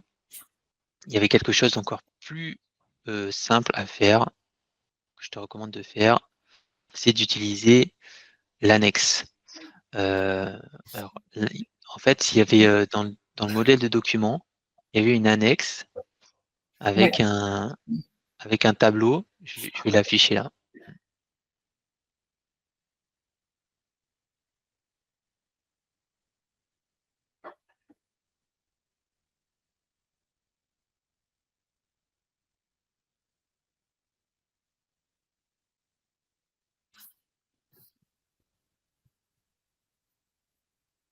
Voilà. Donc en fait, il ne faut pas se prendre la tête sur les critères de sélection. Vous prenez ce tableau et vous le complétez et vous répondrez à toutes les questions du développeur. Alors, bien sûr, les 3 premières colonnes aujourd'hui, c'est un petit peu trop tôt pour vous pour les compléter parce que c'est des informations techniques. Et par contre, les colonnes suivantes sont vraiment des caractéristiques fonctionnelles du critère de sélection. Donc savoir est-ce qu'il y a des valeurs par défaut, est-ce que c'est plus une valeur d'une table ou une coche, est-ce qu'on peut saisir qu'une seule valeur, un intervalle ou plusieurs intervalles, est-ce que c'est obligatoire ou facultatif, et la description fonctionnelle du champ. Donc, vous complétez ce tableau et vous répondez à toutes les questions qu'on peut se poser. Donc, bien sûr, ajouter la maquette, comme tu l'as fait, c'est très bien, mais le tableau là que j'ai présenté, c'est vraiment suffisant. Et puis c'est exhaustif, c'est explicite, tu vois, c'est de la même manière que tu vois le modèle de document, on a des parties, il faut les compléter. Ce tableau pour les critères de sélection, il répond à toutes les questions qu'on peut se poser. Ensuite, on a la partie validation. Donc validation, toi, tu n'as rien mis parce qu'il n'y avait pas de validation concrète à mettre en place. Hein. Donc validation, d'ailleurs, c'est tous les contrôles qu'on peut mettre en place pour vérifier la saisie des utilisateurs. Donc il n'y en avait pas là, de contrôle particulier. Mais par contre, ce que je recommande, c'est quand même de mettre quelque chose. C'est de reprendre cette phrase. Voilà. En fait, il faut reprendre cette phrase. Et donc cette phrase, elle permet de rappeler aux développeurs que même s'il n'y a pas de contrôle particulier à mettre en place, il faut quand même que lui, il utilise ce qui existe dans le standard, hein, les règles standards de vérification, de contrôle de cohérence des données. Donc notamment, par exemple, si j'ai un champ date et que je renseigne une valeur qui n'est pas une date, ben, j'ai un message d'erreur. Donc je ne vais pas lui préciser tout ça parce qu'il y aurait trop de contrôle à lui expliquer. Puis en plus, c'est des choses qui sont déjà présentes dans le standard. Donc c'est pour ça que si tu lui mets juste cette petite phrase, ben, ça lui permet de lui rappeler qu'on attend aussi qu'il suive un petit peu les bonnes pratiques de développement et donc qu'il reprenne les contrôles de cohérence de base, quoi, sur la vérification des données. D'accord. Ensuite, sur la partie autorisation, donc là, tu as mis restreindre la sélection des données en fonction de l'objet organisationnel division. Bah, c'était exactement ce qui était prévu. Sachez que dans la vraie vie encore, on complète ça avec carrément le nom du rôle qui va être assigné à ce nouveau reporting et qui devra être affecté aux utilisateurs cibles. Donc ce rôle, on l'invente pas. C'est généralement c'est donné par un autre consultant qui est un consultant responsable des habilitations, qui lui a une matrice de rôle et qui est capable de choisir le rôle adéquat pour contenir le nouveau reporting. Donc c'est souvent un rôle qui commence par Z, machin chose. Voilà. Mais là c'est suffisant. Et ensuite on a sélection des données et gestion des erreurs. Donc là, on est sur la sélection des données, donc on n'est pas sur l'affichage du résultat. Donc tout ça, tu peux l'enlever. Tu vois, enfin le résultat, je dirais pas le résultat, c'est les données suivantes doivent être sélectionnées. Et donc là, tu expliques ensuite dans ce tableau comment on va chercher les informations. Donc ça, ça répond quand même à la question qu'on se pose tous, de se dire comment on explique fonctionnellement quelque chose à un développeur. Parce que l'objectif de cette spécification, c'est une spécification fonctionnelle, donc on ne devrait pas rentrer sur la partie technique. Et c'est en ce sens que ce modèle de document qui est proposé par SAP est différent aussi de ce qu'on peut retrouver sur les projets dans la vraie vie, parce que les spécifications dans la vraie vie, c'est plus des spécifications technico-fonctionnelles. C'est-à-dire que le consultant, il va donner des éléments techniques aux développeurs, tels que des noms de tables, des noms de zones, des fois même des requêtes SQL pour aider le développeur à faire son développement spécifique. C'est pas ce qui est recommandé par SAP, pour la simple et bonne raison que un consultant SAP n'a pas toutes les connaissances techniques pour proposer des solutions techniques. Et donc notamment, il pourrait proposer des choix qui ne soient pas les meilleurs en termes de maintenabilité, peut-être choisir des tables ou des objets techniques qui deviennent obsolètes rapidement, ou des choix qui ne sont pas optimales en termes de performance également. Peut-être qu'ils vont proposer une table ou une zone qui est d'une grosse table, qui est dure à interroger, et peut-être qu'il y a des tables intermédiaires ou des modules fonctions qui permettent déjà de faire ce travail en beaucoup moins de temps. Donc c'est pour ça qu'il faut éviter de donner des éléments techniques aux développeurs, pour le laisser lui faire sa conception technique, une fois qu'on aura expliqué fonctionnellement ce qu'on veut. Et donc lorsqu'on est dans la sélection des données, si on veut expliquer fonctionnellement à un développeur comment aller chercher des données, eh bien c'est comme l'a fait Sonia ici, c'est en lui montrant les choses à l'écran. Donc là, Sonia, là, tu expliques que tu es allé dans la transaction MM04 et tu lui expliques pour chaque information où est-ce qu'il va pouvoir la retrouver dans la MM04. Donc le numéro Mais de la la clé fiche. de l'objet, j'ai pas. Comment? La clé de l'objet, j'ai pas très bien Ouais, la compris clé ce de qui se l'objet, t'as passe. pas réussi? Ok. J'ai- Ouais, la clé d'objet, c'était plutôt difficile Mm. à trouver. Mais donc là, le numéro de la fiche article, tu vois, il aurait fallu que tu mettes que le numéro de la fiche article. La clé d'objet, on va pouvoir en parler si tu veux. Le nom fonctionnel de la zone qui a été modifiée. Donc ouais, t'as mis la colonne, l'ancienne valeur, la nouvelle valeur, ok. Et donc sur cette base, ben, le développeur, lui, il est autonome pour aller retrouver l'objet technique à reprendre dans son développement. Et c'est lui qui prendra la décision, par exemple, est-ce que je vais aller reprendre la table qui contient l'information, ou alors est-ce que je réexploite des petits programmes qui ont déjà été développés par SAP pour faire mon développement spécifique. Euh, donc ça correspond un petit peu aux bonnes pratiques qu'on devrait suivre si on veut rester dans une conception fonctionnelle. Alors après, sachez que là, c'est un petit peu ce que je vous explique, c'est un petit peu pour être conforme à la méthodologie SAP. Souvent, sur le terrain, on fait aussi comme on peut, et des fois, on est dans un contexte où on attend du consultant qui propose des éléments techniques aux développeurs, euh, qui rédige des spécifications technico-fonctionnelles. Donc là, une fois que vous aurez fait le projet 5, vous serez capable de le faire. Mais, en tout cas, il faut être conscient aussi des risques qu'on prend à donner des éléments techniques à un développeur. Est-ce que c'est clair pour vous cette partie? Ouais. Ouais. Si jamais on fait comme ça, genre on lui propose où aller chercher l'information, etc., et que lui, derrière, il se dit, ah non, de préférence, est-ce qu'il a la possibilité de choisir de ne pas suivre ce que j'ai mis dans le truc, dans mon fichier? Oui Ah ou non? non, ah, non, non. Non. Il ne peut Ouais, pas se dire, ah, ça c'est-à-dire, serait mieux d'aller chercher l'information là, plutôt que comme moi j'ai proposé. bah après lui, ça va être une porte d'entrée si tu veux pour aller trouver trouver l'information dans les tables, dans la base de données. Mais en effet, cette information matérielle, tu peux la trouver dans d'autres endroits. Oui, Mais après, il peut très bien dire, bah, écoute, là, par rapport à ce que tu m'avais montré dans les mêmes 04, c'est difficile pour moi d'aller trouver l'information. Est-ce que tu n'as pas une autre transaction, une autre application où je peux trouver cette information? Donc là, tu pourrais aller dans une autre transaction, par exemple la MM03, ou bon, là, on peut le retrouver à plein d'autres endroits. d'accord. Ok. Donc la clé, c'est ce que tu retrouvais, je pense, dans Un peu plus loin.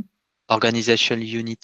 Mais euh, ouais, c'était la concaténation de tout ce qu'on pouvait retrouver dans Organizational Unit, la clé. Toi, tu l'as mis de cette manière-là. Mais en soi, ouais, c'était plutôt difficile à trouver cette partie clé-là. Et c'est ce qu'on retrouve dans Organizational Unit parce qu'il y a des informations qui sont au niveau, qui sont à différents niveaux de la structure organisationnelle et on le retrouve ici. C'est pour ça que la clé, ça permet de voir vraiment sur une information où elle a été modifiée. D'accord. Ok, ensuite on a le résultat. Donc dans le résultat du rapport, là on liste, alors le diagramme, pardon, avant. Donc le diagramme, c'est on fait un schéma hein, pour expliquer ce qu'on veut obtenir. Donc ça, c'est vraiment dans des conceptions complexes. Un schéma, ça peut aider. Mais là, en l'occurrence, c'était assez simple, il n'y avait pas besoin de faire un schéma. Ensuite, on a le résultat. Donc le résultat, c'est on affiche toutes les informations ou certaines informations qui ont été sélectionnées au préalable. Donc là, tu les as mis dans un tableau, très bien. Ce qu'on fait, c'est vraiment qu'on va les lister de manière exhaustive, comme tu l'as fait là en fin de compte. Tu vois. Et normalement, on doit facilement pouvoir faire le lien entre ce que tu as expliqué ici dans la sélection des données et ce que tu présentes ensuite dans le résultat. Ensuite, fonction de drill down et suivi drill down. Ah ouais, donc c'est là, tu vois, où peut-être la traduction française, c'est pas forcément évidente. Donc je crois qu'en anglais, c'est drill down and follow on activities. Donc je ne saurais même pas comment le traduire en français. En fin de compte, c'est toutes les fonctionnalités qui vont être disponibles aux utilisateurs pour interagir avec le résultat. Donc une fois que tu as le résultat, par exemple, est-ce que on va permettre aux utilisateurs de pouvoir filtrer, de pouvoir trier, de pouvoir exporter sous Excel ou sous un autre format. Est-ce que lorsqu'on clique sur une ligne, est-ce que ça va afficher le détail d'une autre transaction? Donc c'est à cet endroit qu'on le précise. Et drill down, en fait, drill down, c'est quelque chose qui nous permet dans les logiciels, une fois qu'on a une donnée, d'aller pouvoir zoomer à l'intérieur. C'est-à-dire en cliquant, on peut aller zoomer à l'intérieur. Par exemple, si on a un indicateur de performance, je sais pas moi, du délai global de livraison, si on clique dedans, on peut aller voir justement toutes les commandes d'achat ou toutes les livraisons qui ont été utilisées pour calculer cet indicateur. Donc c'est pour ça qu'on peut mettre à cet endroit-là aussi tous ces enjeux de pouvoir aussi zoomer à l'intérieur des lignes. Donc on restera plus sur le drill down and follow on activities. Et ensuite le 2.8 aussi, ou alors exploration des données, peut-être en français, Narendra, si tu veux vraiment rester français, ou exploitation du résultat, si on veut le traduire. Ensuite, on a fréquence et programmation batch. Donc là, ça serait plus modalité d'exécution, si on veut le traduire également. Donc en anglais, c'était batch frequency and timing. Donc là, c'est là où on explique voilà, ce que tu as fait aujourd'hui. Ce que tu as fait là, tu as très bien fait. C'est là où tu expliques comment va pouvoir être utilisée la fonctionnalité. Donc est-ce qu'on peut l'utiliser à la demande, donc en mode interactif, comme tu l'as mis là? Est-ce qu'il doit pouvoir être exécutable en arrière-plan à un intervalle régulier? Donc là, c'est ce que tu as mis là également. Et donc, on arrive au bout de cette fonctionnalité. Alors, est-ce que Narendra et Sarah, est-ce que vous avez des choses peut-être à voir en particulier par rapport à ce que vous avez fait vous sur votre spécification? Moi, personnellement, j'aurais juste aimé en fait que tu me fasses juste un feedback. Ouais, Là, ok. je vois déjà que sur la partie, alors c'était sur la partie sélection des données que je n'avais pas compris. Et là, j'ai la réponse maintenant, justement, après ce que tu viens de présenter, j'ai la réponse après ce que Sonia a fait. Parce que moi, sur ça, j'ai rien mis parce que bon, je pense que j'avais pas bien compris. Après, bon, sur le reste, moi, j'aurais bien aimé juste avoir un petit feedback. Ouais, je vais te le faire tout de suite. Mince, j'ai perdu le... Voilà.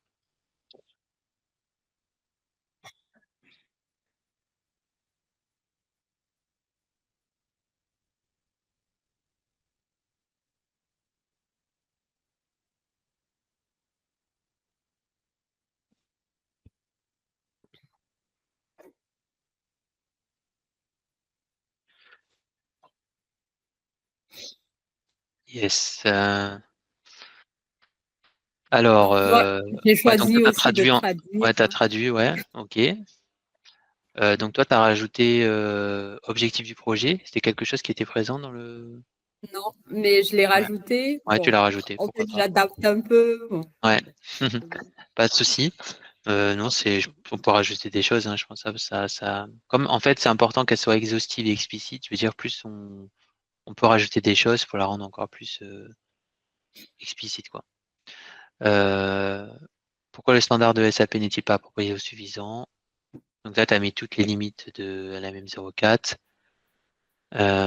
Donc la limite principale, c'était bon, il y avait l'arrière-plan et c'était les critères de sélection. Ouais.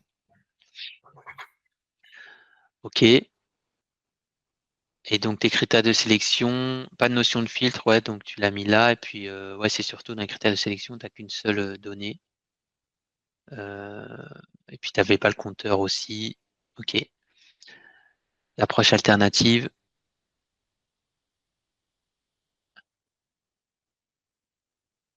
La conception d'un programme ou d'un rapport sur mesure capable de répondre à toutes les règles de gestion.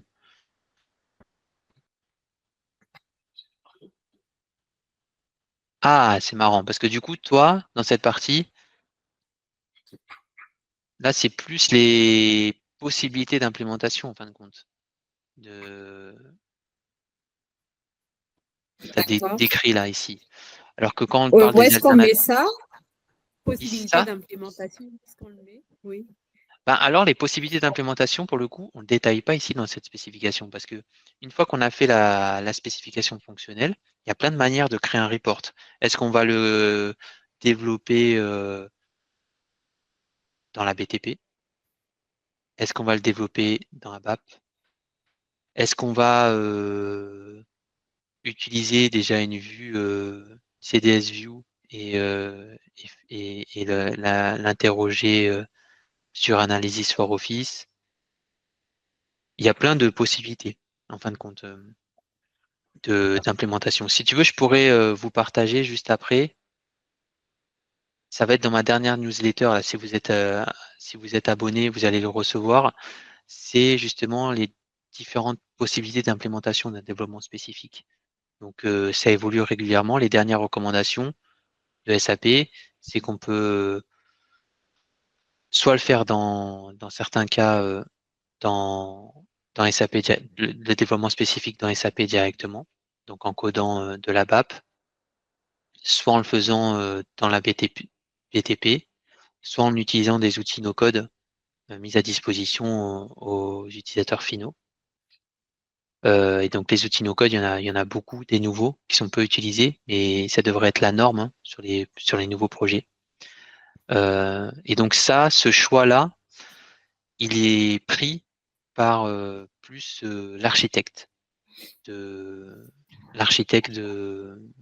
du client qui va dire, ben nous, par exemple, sur les reports, on veut utiliser, on veut qu'ils soient disponibles dans Fiori, ou alors on veut les interroger depuis Excel, ou alors on veut qu'ils soient dans le SAP GUI.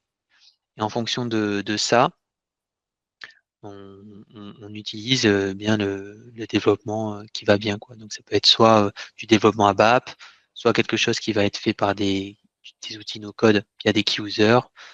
Mais en tout cas, on le développe pas on le définit pas dans la spécification fonctionnelle. Euh, sauf si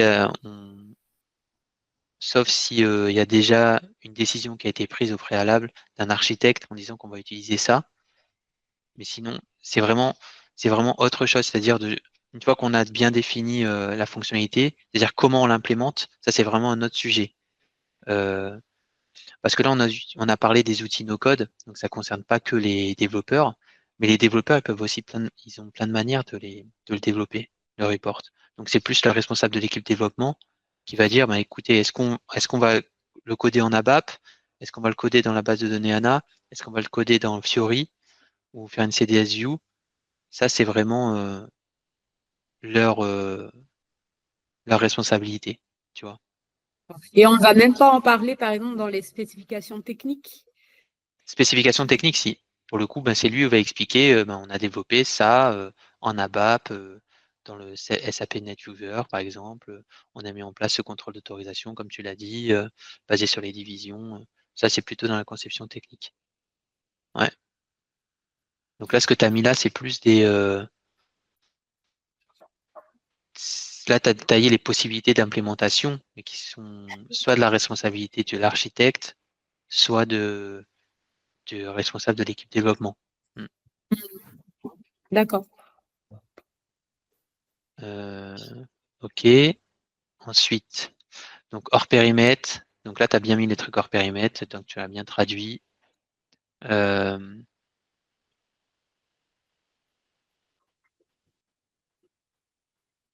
Bon, j'ai un peu envisagé ce qui pourrait Ouais. être hors Non, mais c'est périmètre bien, quand on je sent l'expérience du chef de projet qui a dû gérer des problèmes.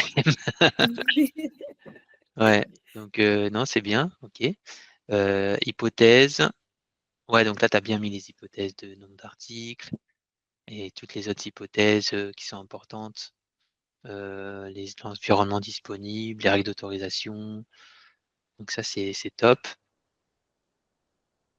Ouais, que les utilisateurs finaux disposent des rôles nécessaires. Bon, ça, c'est bien hein, de le mettre. Hein. Ça, on sent l'expérience de la chef de projet. Hein. Après, c'est généralement des choses qui sont admises, mais rien n'empêche de les préciser. Et encore une fois, c'est vraiment la volumétrie qui est super importante. Et les liens, tu as bien mis les liens. OK, les dépendances, il n'y en avait pas. Ensuite, dans la spécification, donc là, tu as mis toi les langues. Donc les langues, ouais. Où est-ce qu'on pourrait le mettre, les langues? Alors, soit dans les critères de...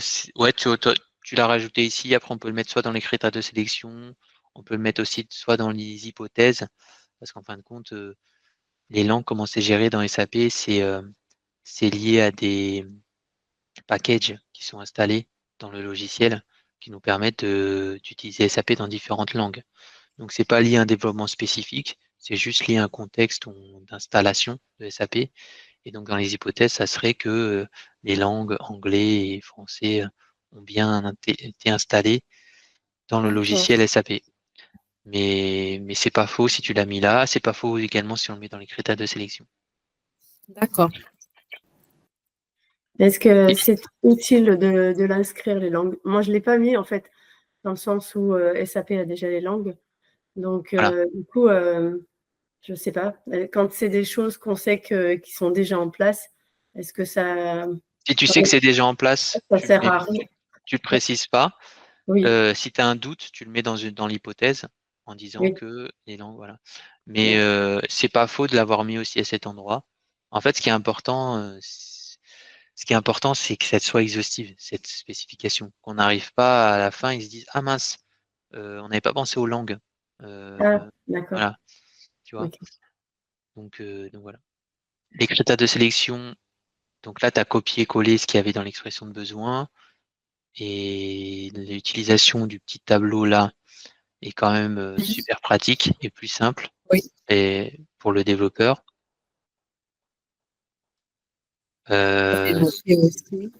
Ouais.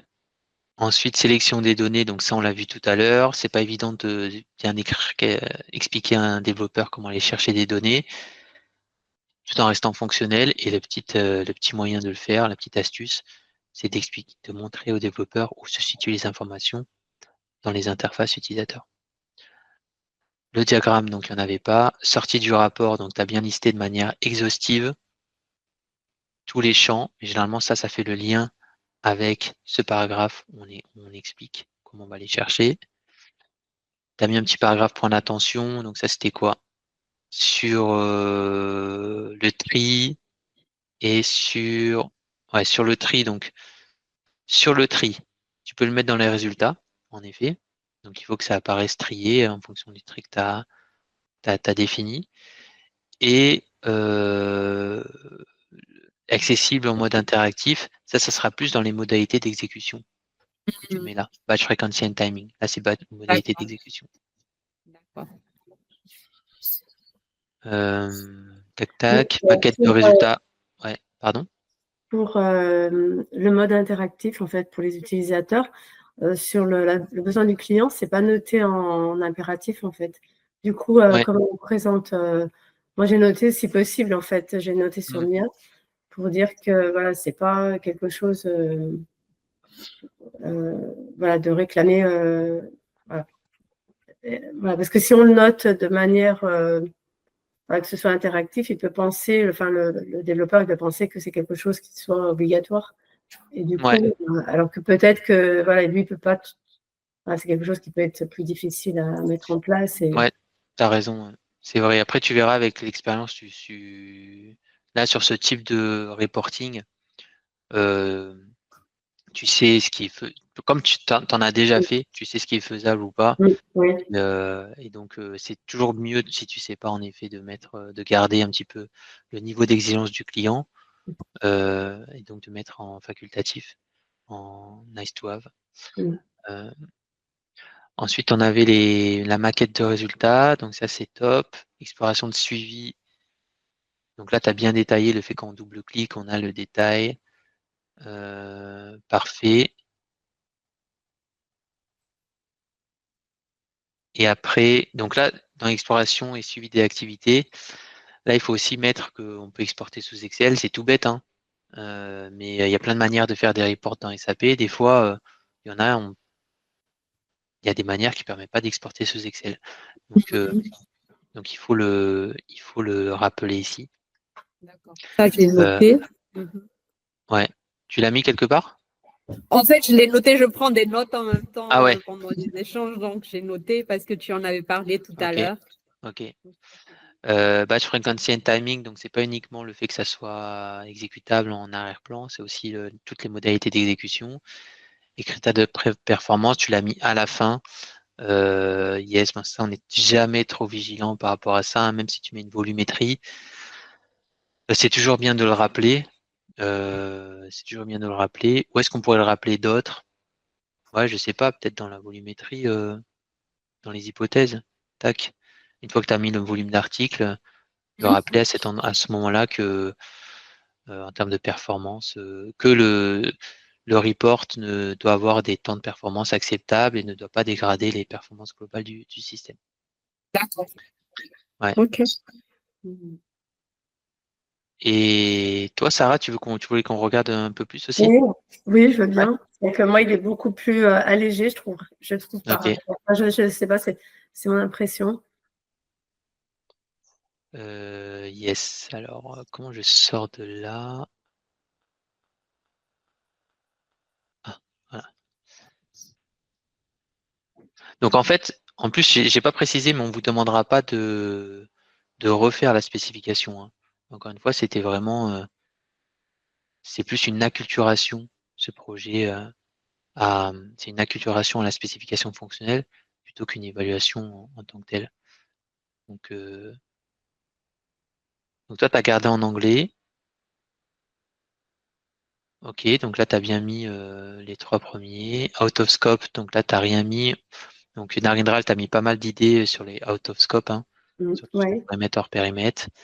Les hypothèses, donc ça, la volumétrie, c'est super important. Les dépendances, il n'y en avait pas. Les liens, tu aurais pu mettre l'expression de besoin. Oui, j'ai pensé, je ne sais pas trop si... Les critères de sélection, ok. Ah Là, ouais, tu as essayé de répondre les 3 premières colonnes, mais tu verras, c'est dans le projet 5 que tu pourras remplir ces 3 premières colonnes. ouais. Mais en tout cas, c'est bien de l'avoir fait ici, sauf que c'est pas des radio-boutons groupe. Oui, je ne savais pas trop C'est ce des que... table value. Alors, en fait, des critères de sélection, tu peux avoir soit des valeurs d'une table, soit une coche, soit un radio-bouton. Donc la différence entre la coche et le radio-bouton, c'est que la coche, tu peux cocher plusieurs. Non, Sélectionner. ouais, c'est booléen. En fait, c'est soit noir, soit blanc, soit noir. Ok, tu coches ou tu décoches. Le radio-bouton, tu as plusieurs choix. Tu peux avoir sur un critère de sélection, tu peux avoir 3 possibilités par exemple, et c'est toi qui sélectionnes le choix que tu veux. C'est un petit peu comme si tu avais une liste déroulante et que tu choisissais à l'intérieur ton choix. Donc là, c'est plus des table value à chaque fois parce qu'en fin de compte, les articles, si tu vas saisir plusieurs articles, division aussi, la date pareil, et ça, c'est l'auteur de la modification. Ensuite, tac, tac, tac. Donc, validation, donc là, tu as laissé ça. Il faut juste enlever cette dernière partie. Mais si tu laisses cette phrase, c'est suffisante. Contrôle d'autorisation, donc tu as bien mis les éléments. Data selection and error handling. Oui, donc là, tu as bien vu comment il fallait expliquer ça aux développeurs, comment aller sélectionner les données. Process flow diagram, donc là, c'était plus un schéma que tu aurais pu faire, c'était pas la maquette. La maquette, c'est plus dans les critères de sélection qu'il faut mettre. Report output. Donc le report output, c'est le résultat. Donc c'est ce qu'on a vu tout à l'heure, c'est tout ce qui va être présenté à l'écran en résultat. Et donc on fait le lien avec la partie sélection des données. Drill down and follow on activities. Donc ça c'est est-ce qu'on peut exporter sous Excel, etc. Ce qu'on a vu tout à l'heure. Batch frequency and timing. À Sonia. Et là. Batch frequency and timing. Ben là c'est modalité d'exécution. Ah ben voilà, tu as mis modalité d'exécution, c'est parfait. Mais avec le reporting doit être accessible par un utilisateur final en mode interactif si possible. Ça devrait être dans les modalités d'exécution. D'accord. Et il y a aussi une phrase juste au-dessus. Ouais. Je ne savais pas trop si moi j'avais la possibilité de le noter comme ça. C'est juste encore monte. Voilà.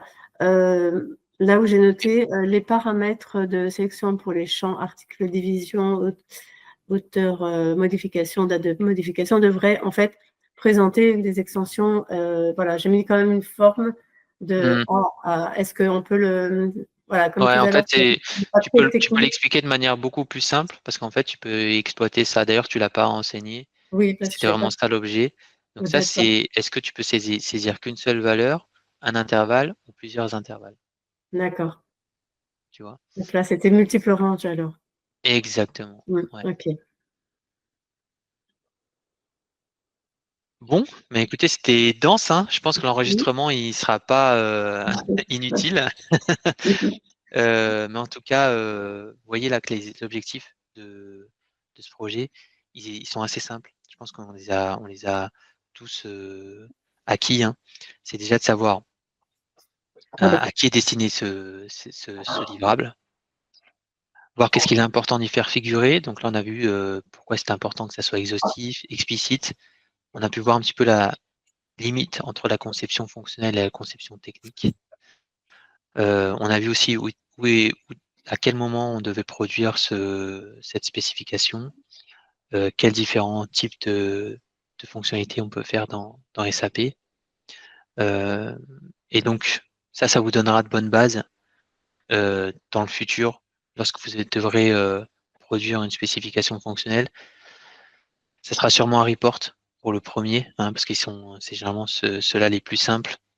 Et bien déjà de partir du bon modèle de document, et puis pas refaire les mêmes erreurs que vous avez pu faire dans ce petit exercice, de manière à voilà aussi apprendre de ça.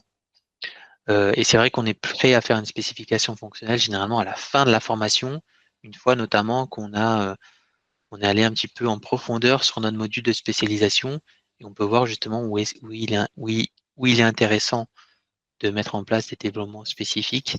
Et on est beaucoup plus pertinent aussi pour expliquer les solutions à mettre en œuvre. Là, c'est quelque chose qui vous a été un petit peu imposé, la MM04. Et après, c'est des transactions, des fonctionnalités standards qui vous parleront plus, quoi. Vous avez des questions avant qu'on se quitte? Non. Pour ma part, c'est très clair. Bon, bah, écoutez, n'hésitez pas à revenir vers moi sur ce sujet. Et puis, je vous souhaite un très bon courage pour la suite. Merci. Merci. Bien. Et très bonne fête de fin d'année. Week-end à tous. Bon week-end. À bientôt. Bye. Au revoir.